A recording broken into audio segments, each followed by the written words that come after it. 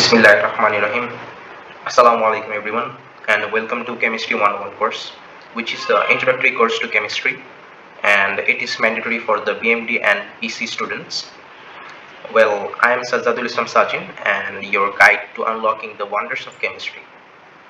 I am basically a student of CSC studying at Northsouth University, and today we are together going to diving into the fascinating world of atoms, molecules and reactions with our platform UniNerd. So let's get started. First, let's talk about what you will master by the end of this course. By the time we are done, you will be able to solve problems using dimensional analysis, scientific notations, and significant figures. You will also be able to name compounds, write formulas, and calculate molar masses like a pro. You will also be able to classify substances and balance chemical equations. And we'll together understand the energy changes, atomic structures, and molecular shapes. And we will also apply the gas laws using the kinetic molecular theory. And this course is your foundation course for conquering chemistry.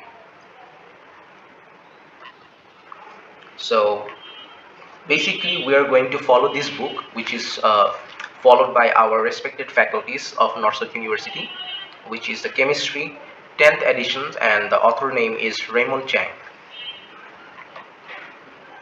Before we start learning, let's get an idea of our syllabus. This is the contents in brief. Here you can see the chapter 1 is the study of change, chapter 2 is atoms, molecules and ions, chapter 7 is quantum theory and electronic structure of atoms and periodic relationships among the elements. Chapter 9-10 covers chemical bonding 1 and chemical bonding 2. Chapter 5 covers the gases. Chapter 3 whereas covers mass relationship in chemical reactions. And chapter 4 covers reactions in aqueous solutions. And chapter 6 lastly covers thermochemistry. This is the tentative outline given by our faculty members of EC department and BMD department. Well, have you wondered what is meant by chemistry? আচ্ছা, আমি তাহলে আপনাদেরকে explain করি. Well, chemistry is a subdivision of physical science that focuses on what happens when the electron cloud of one substance encounters the electron cloud of another. এটা confusing লাগছে? আচ্ছা, chemistry basically আমাদের physical science নিয়ে study করে, যেটা আর কি আমাদের electron, atom and আমাদের চারপাশে যে জিনিসগুলো দেখতে পাচ্ছি, ইভেন কি আমরা যে খাবারটা খাই এটা থেকেও কিন্তু কেমিক্যাল রিঅ্যাকশনস হয়। ইভেন ছোট থেকে ছোট জিনিসেরও কিন্তু কেমিক্যাল প্রপার্টিস থাকে। তো এটাই হলো আমাদের চারপাশের এবং যেই রিঅ্যাকশনস অ্যাকশনস যেগুলো দেখছি, যে পার্টিকলসগুলো দেখছি, সব কিছুই কিন্তু কেমিস্ট্রির ভিতরে পড়ে। So let's dive into some more serious matters, and this is one of the most important thing of everything, or you can say of our life, that is atom. Well, in simple chemistry words, an atom is the basic building block of all matters. It's the smallest part of an atom, and it's the smallest part of an element that still keeps the properties of that element. একটু confusing লাগছে? আচ্ছা, আমি আবার একটু explain করে পড়ি। সেটা হচ্ছে আমাদের অ্যাটম এই যে আমরা দেখতেছি, আমরা দেখতে পাচ্ছি যে এই অ্যাটমটা টুগেদার, এটার ভিতরে কি কি আছে? নিউক্লিয়াস আছে, নিউক্লিয়াসের ভিতরে সারাউন্ডিং এ ভিতরে যদি আমরা দেখি আর একটু ভিতরে দেখলে দেখতে পারবো যে neutron, and it also consist of proton, right? এই যে আমাদের সার্কুলার প্যাথগুলো দেখছি, এই অরবিটটাতে আছে কি আমাদের electron, which is negatively charged, and proton, by the way, is positively charged. And as we all know, neutron has no charge, right? Proton and neutrons are in the center, and this is called the nucleus. এটা সবারই জানা আছে যে এটাকে nucleus বলা হয়। এটা আপনারা হয়তো পড়েছেন HSC or A levels or O levels or basic O levels or class 6-7 থেকে স্টার্ট হয়ে যায় আমাদের অ্যাটম নিয়ে যত কাহিনী আর সবকিছু। Well, everything around you, air, water, people and even stars is made up of atoms, right? কত simple জিনিসটা, রাইট? তো আমরা যদি আরেকটু ডিপার জিনিসে যাই, তো আমরা এখানে দেখতে পাচ্ছি যে this is an atom and this is a sodium atom, this is another atom, right? And this is a chlorine atom. তো আমরা বেসিক্যালি দুটো জিনিস দেখলাম, সেটা হচ্ছে sodium atom and chlorine atom. Let's say when they collide, the two atoms collide and the two atoms forms a bond which is basically the ionic bond, right? And electrons may be transferred, and this is known as ionizations, and this occurs during the collision.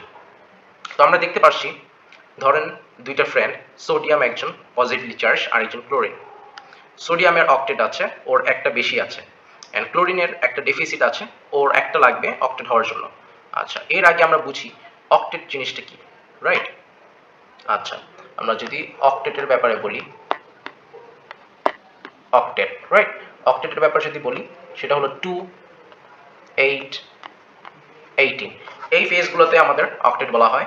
And যখন এই পজিশনে একটা atom চলে আসে, তখন কিন্তু ও Nobel গ্যাসের মতন রিয়াকশন করে না কোনো কিছুর সাথে, অ্যান্ড ও কিন্তু একবারে পজ হয়ে থাকে। যদি বলতে চাই যে ও লিটল অর কোনো রিয়াকশনই করে না, রাইট?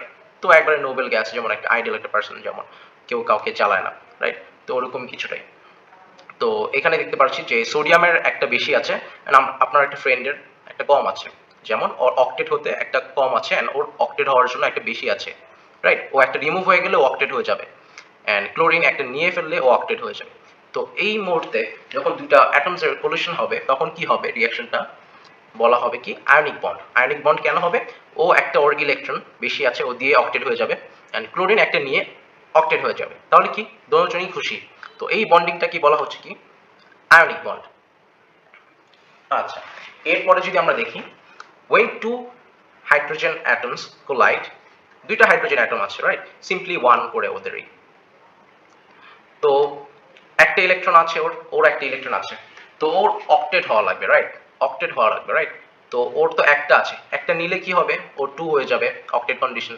তো ও কি হবে? তখন স্টেবল হয়ে যাবে, অ্যান্ড ওরও কি দুইটা লাগবে। তো এখন এই পজিশনে যদি আমরা আয়নিক বন্ডের মতন করতাম, রাইট? লেটস সে হাইড্রোজেন ওর একটা ইলেকট্রন দিয়ে দিল, তাহলে কি হলো? ও কিন্তু লস্ট হয়ে গেল, ও তো আর এক্সিস্টই করতেছে না। তো এটা তো হওয়া যাবে না, রাইট? তো আমরা কি করব এই ক্ষেত্রে? আমরা কি করব, দুইটা এখানে যখন দুইটা হাইড্রোজেন অ্যাটম কোলাইড করবে, তখন ওরা ফর্ম করবে কি কোভ্যালেন্ট বন্ড। কোভ্যালেন্ট বন্ডটা কি? It's basically sharing. আমরা বলি না শেয়ারিং ইজ কেয়ারিং। তো ওরা দুজন সেম টাইপের। ওরা কি করবে? দুজনই ওদের রেসপেক্টিভ ইলেকট্রনটা কি শেয়ার করবে দুজনের ভিতরে। যেমন ওর একটা ইলেকট্রন আছে, ও শেয়ার করলো, দুজন হ্যান্ডশেকের মতন করে হয়ে গেল কি অক্টেট। ওরও 2 হয়ে গেল, এখন দুইটা ইলেকট্রন, একটা ওর একটা এই হাইড্রোজেনের থেকে নেওয়া।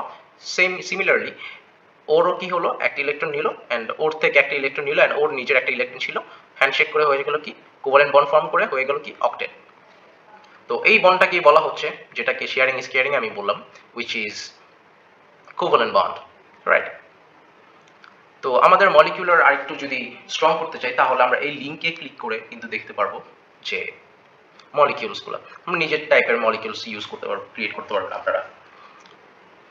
এখানে দেখা যাচ্ছে when two hydrogen atom collide and electrons may repel each other, right? এখানে দেখতে পাচ্ছি যে দুইটা হাইড্রোজেন অ্যাটম কোলাইড করছে, অ্যান্ড ইলেকট্রনস কিন্তু তাদের ভিতরে রিপেল করছে, এখানে দেখতে পাচ্ছেন, right? When two atom or molecules collide, we will study how to predict which of the three possibilities happens. তো আমরা দেখতে পারবো কখন কি হয়, রাইট? আরো ফার্দার স্টাডি করে। এখন আমরা একটু ফোকাস করি একটু নর্মাল ফিজিক্স, কেমিস্ট্রি, এই রিলেটেড জিনিস নিয়ে। সেটা হলো chemistry is the centre of science. Chemistry, right? আমাদের চারপাশে সব কিছুই কেমিস্ট্রি, আমি আগেও একটা এক্সাম্পল দিয়েছিলাম। তো কিভাবে হচ্ছে সেটা হলো আমাদের সাব অ্যাটমিক ফিজিক্স আর সাথে ট্রেডিশনাল ফিজিক্স এর মাঝামাঝি পড়ছে কিন্তু কেমিস্ট্রি। তো এখানে আমাদের কোভ্যালেন্ট বন্ডের একটা রেঞ্জ দিয়ে দিয়েছে, which is 10 to the power -10 metre. And আমরা যদি সাইন্টিফিক মেথডের ব্যাপারে বলি, science is dynamic. Yes, it's of course, it's just our current understanding. Science যে ডাইনামিক, এটা আমরা একটা কারেন্ট আন্ডারস্ট্যান্ডিং থেকে বলতে পারছি, and it involves observations and measurements. Science attempts to identify variables that control a situation. Science দিয়ে কিন্তু আমরা ভেরিয়েবলস আইডেন্টিফাই করতে পারি যেটা একটা সিচুয়েশনকে কন্ট্রোল করতে পারে। And the lack of scientific understanding leaves you vulnerable and you can be confuse, right? আমরা যদি সায়েন্টিফিক আন্ডারস্ট্যান্ডিং না থাকে যে কোনো জিনিসই আমরা হোঁচট খেয়ে পড়তে পারি। তো এর জন্য সায়েন্টিফিক আন্ডারস্ট্যান্ডিং জানা অনেক জরুরি। এটা জাস্ট একটা সায়েন্টিফিক মেথডের পড়ছে আর কি। তো এরপর আমরা চেইনটা দেখব কিভাবে স্টার্ট হয়। আমরা এক্সপেরিমেন্টসটাকে স্টার্ট করব, দেন অবজারভেশনস করব, then will proceed to hypothesis, and then the triangle continues, right? It's like a cycle: experiments, observations, hypothesis. It's that simple. এখন we will dive into two aspects of chemical reactions: kinetics and thermodynamics. আচ্ছা, আমি একটু fast ভাবে যাব। এখন আমি বলবো যে কাইনেটিক্স কি জিনিস, how fast the reaction occurs। অনেক কিছুই বললাম, বুঝতেছেন নাকি জানি না, আমি আবার একটু এক্সপ্লেন করি। আচ্ছা, সেটা হলো কাইনেটিক্স হলো একটা রিঅ্যাকশন কত ফাস্ট, কত র্যাপিডলি একটা রিঅ্যাকশন অকার হয়, ওই জিনিসটাকে বলা হচ্ছে কি কাইনেটিক্স।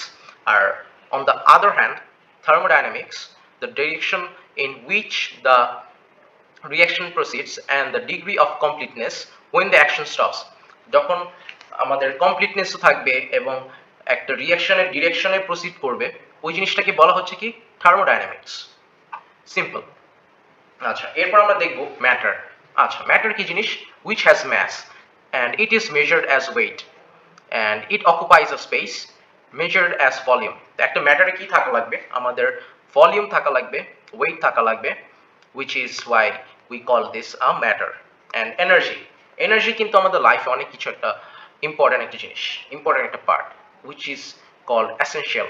কিভাবে? যেমন rest of the normal stuff in the universe is energy। যেমন আমরা সারাউন্ডিং থেকে দেখি না, যেমন লাইট এনার্জি, আমাদের লাইট এনার্জি না, আমরা হাত পা নাড়াচ্ছি, এটাকে বলা হচ্ছে কি kinetic energy. and there are endless examples of energy, right? আমরা খাবার খাচ্ছি, এখান থেকে আমরা পাচ্ছি কি কেমিক্যাল এনার্জি, রাইট? যেটার জন্য প্রসেস হয়ে এটা আমাদের কাইনেটিক এনার্জিতে কনভার্ট করে আমরা এই যে ল্যাপটপ ইউজ করছি, ফোন চালাচ্ছি, লেটস সে এক্সবক্স খেলতেছি, তো সব কিছুই কিন্তু আমাদের এনার্জির জন্যই হচ্ছে। And by the way, energy cannot be created or destroyed, it can be transferred from one form to another। একটু ফিজিক্সের কথা বলে ফেললাম, বাট ঠিক আছে, তো আমরা আবার এনার্জিতে ব্যাক করি। and matter and energy are related। এটা আমাদের আইনস্টাইন শিখে গিয়েছিল, E equals to mc square. এখন এটা আমাদের দরকার নেই, আমাদের বলার দরকার নেই যে এটা কি জিনিস বোঝাচ্ছে। এখন আমরা একটু ফরওয়ার্ড করব, এটা জাস্ট আমরা আপনাদের একটা বেসিক ধারণা দেওয়ার জন্য যে এনার্জির যে ইকুয়েশন সেটা হলো কি E equals to mc square, right? All right, তো আমরা একটু মডার্ন অ্যাস্ট্রোফিজিক্স কি সাজেস্ট করে সেটা জানবো। Matter and energy are about 5% of the universe, dark matter is another 25% and dark energy is the remaining 70%, right? তো আমরা কিন্তু ফিজিক্সটা কিভাবে কাজ করে ইউনিভার্সাল স্কেলে এটা বেশিরভাগই বুঝতে পারি না, রাইট? তো ডার্ক ম্যাটার কিন্তু আমাদের গ্যালাক্সি মোস্ট অফ দ্য জিনিস and most of the mass of galaxies and galaxy cluster কিন্তু আমাদের এই ডার্ক ম্যাটার দিয়ে মেড আপ। তো এই ব্যাপার দিয়ে আজকে আর কি আমাদের যে কেমিস্ট্রির ইন্ট্রোডাক্টরি ক্লাসটা ছিল সেটা শেষ করতে যাচ্ছি।